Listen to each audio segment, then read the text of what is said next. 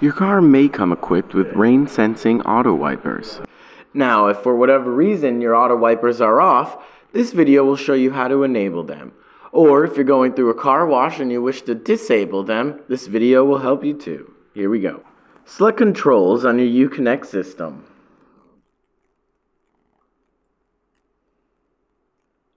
Then click Settings.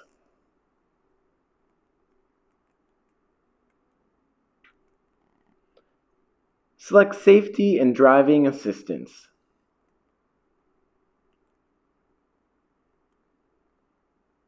Scroll down.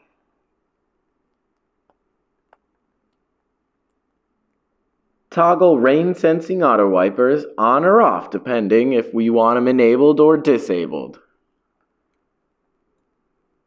And there you have it.